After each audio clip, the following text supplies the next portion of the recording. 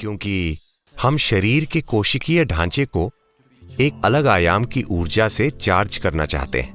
अगर कोशिकाएं सिकुड़ेंगी और खाली जगह बनाएंगी, तब आप योग अभ्यास कीजिए। तब शरीर का कोशिकीय ढांचा चार्ज हो चुका होगा। यही वजह है कि एक व्यक्ति दूसरे की तुलना में कहीं अधिक जीवंत लगता है।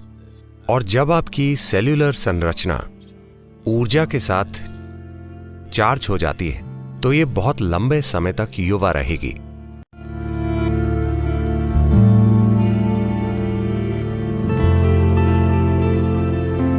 यौगिक संस्कृति में कोई फव्वारे में नहीं नहाता था। नहाने का हमेशा मतलब था नदी में डुबकी।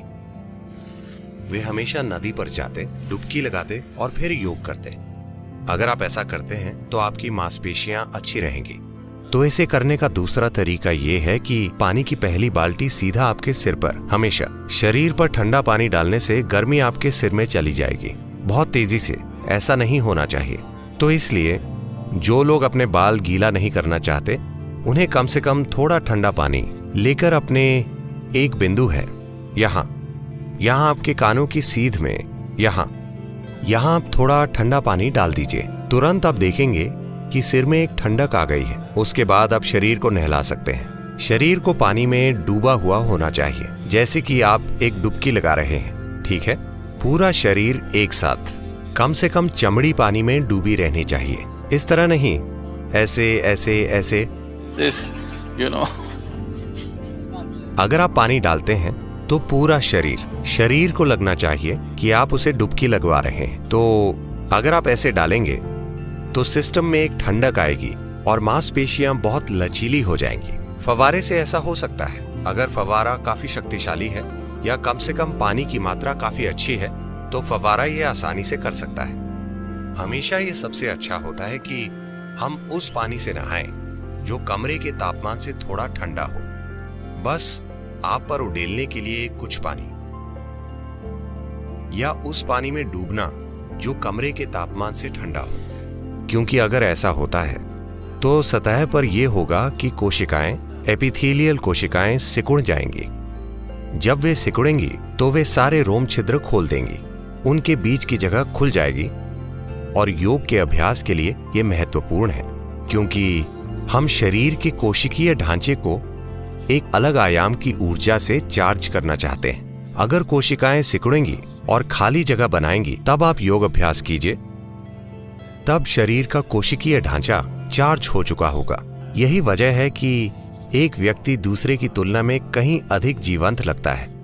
और जब आपकी सेल्यूलर संरचना ऊर्जा के साथ चार्ज हो जाती है, तो ये बहुत लंबे समय तक युवा रहेगी। इसलिए ऐसा पानी लें जो कमरे के तापमान से ठंडा हो। भारत में, दक्षिण भारत में कम से कम ये कोई बड़ी समस्या नहीं है। पानी हमेशा उसी तापमान पर रहता है। ये आदर्श जगह है। पर अगर आप ठंडे देश में हैं, अगर आप समशीतोष्ण यानी टेम्परेट जलवायु में हैं, तो पानी बहुत ठंडा हो सकता है। वो ठीक नहीं होगा। पानी का तापमान कमरे के तापमान से 5 से 8 डिग्री सेंटीग्रेड कम होना चाहिए, उससे ज्यादा नहीं। अगर आपको बार बार सर्दी लग जाती है, तो शुरुआत में पहले 2 सप्ताह तक आप ठंडे पानी में 1 चम्मच नीलगिरी का तेल डाल दें और उसे अपने ऊपर उड़ेल लें। आप देखेंगे कि आपकी सर्दी चली जाएगी। अगर आपको कोई इन्फेक्शन है या कुछ और है और बहुत ज्यादा कफ पैदा हो गई है, तो उसका अलग तरीके से इलाज करना जरूरी है। पर जैसा कि मैंने कहा, पानी को कमरे के तापमान से 5 से 8 डिग्री नीचे के बीच कहीं होना चाहिए। पानी बहुत ज्यादा ठंडा ना हो। तो आपके शरीर में 72% पानी है। आप बस इस पर पानी डाल दीजिए। एक तरह की शुद्धि होगी। ये आपकी चमड़ी पर लगी धूल को धोने के बारे में नहीं है, वो तो वैसे भी होगा, वो एक अलग चीज है। पर बस पानी को अपने ऊपर बहाने से गहरे स्तर पर एक तरह की शुद्धि होगी। क्या आपने देखा है? मान लीजिए आप किसी दिन बहुत तनाव में हैं, आप बस फव्वारे के नीचे जाकर खड़े होते हैं, तो आप बाहर नहीं आना चाहते, आप बस वहां थोड़ी देर ठहरना चाहते हैं। फव्वारे के उन 3 या 5 मिनटों ने आपके जीवन की कोई समस्या नहीं सुलझाई, पर जब आप बाहर आते हैं तो लगता है कि परेशानी चली गई, मानो नया जन्म हो गया। क्या आपने ये देखा है? आपको महसूस होता है कि परेशानी गई।